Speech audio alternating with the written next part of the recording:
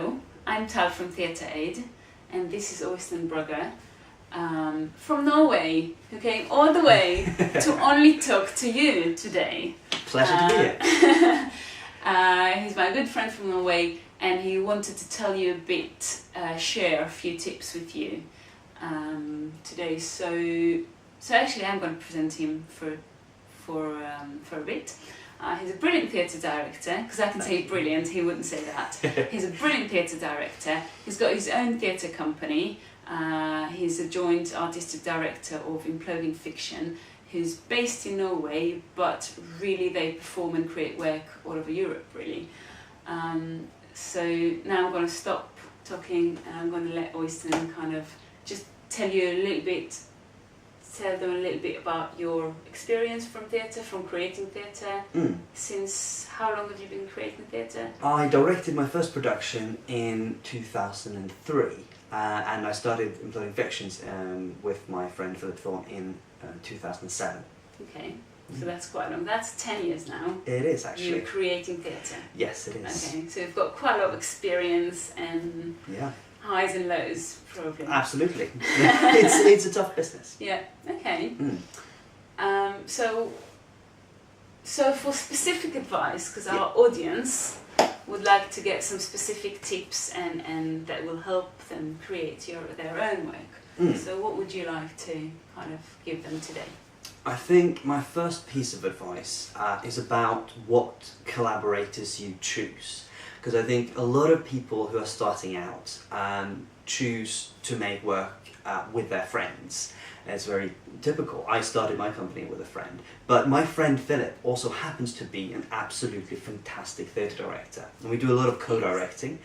And basically, I've always kind of had to kind of push myself. I always felt that I need to match his level. I need to be as good as he is. So I'm stretching to become better, because I'm working with Philip.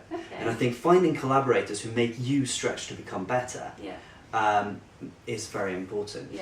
And also choosing collaborators who are absolutely brilliant at what they do and letting them excel in what they're good at.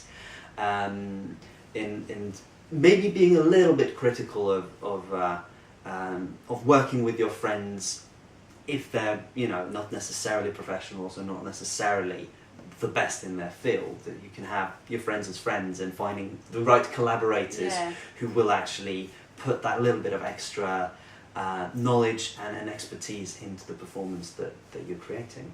Cool, that's a really important tip. And you wanted to talk about something else today? Well, yes, I thought I would talk a little bit about trying your material in front of an audience, considering who your audience is and how they will react to what you create is essential. It's very easy to be swept up in a kind of creative idea, and that's great, and there's absolutely a time and space for that in a production period. But at some point you need to know how is what you're creating going to work with an audience. And unless you're a very experienced theatre maker and you've worked for a long time, you'll build up some kind of knowledge of that. But I think if you're starting out, getting the opportunity to test your material, doing work in progress showings is very important, and making sure you get good quality feedback from your audience is important. And you can do that with audience feedback discussions. You can do it with handing out a piece of paper and asking people to actually write down feedback from you. And you might want to do both, or you might want to do different performances and try different kinds of feedback, because people will say very different things in public to what they will write privately on an anonymous piece of paper. And you need both of those feedback to judge how your piece affected the audience, and that's what you're really looking for. You're not necessarily looking for them to tell you how to make the piece. You're looking to find out what they felt when they saw it, and was that what you wanted them to feel, or do you have to change it to make them feel something else? And that's the key information that you want to look for, because it's very easy when people give feedback to say, oh, I wish you would have done this, or wouldn't it be great if this had happened, and they're trying to make their own piece and kind of place their own piece on top of yours. So it's important for you to understand what they're saying and why they're saying it, but not necessarily following their advice. Exactly. Yeah. Okay. Very, very, very good, clever tip. And can I also add that in some places there are kind of systems that are set up for scratch work, for work in progress, for sharing. So you just kind of book your slot in that theatre that does it already.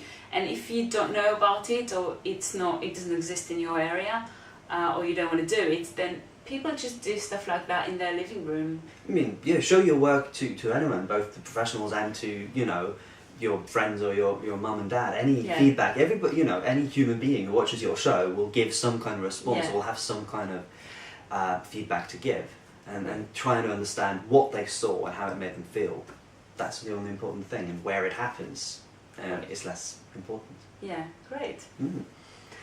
Thank you very much. Thank you, thanks for having me, and all the best of luck with making your show. Great, thank you. If you like that video and you would like to get more videos and more tips, then please subscribe now. And also you can go to our Facebook page, facebook.com/theatreaid, and comment on it. And we're creating a really big theatre makers community on our Facebook page. So if you're looking for collaborators, or even if you're doing a work in progress, please post it on our Facebook page, and you never know, you might get your audience or your collaborators there. So I'm really, really looking forward to seeing you there and check you in the next video. Yay! Very good! Yay! Hug! Hey!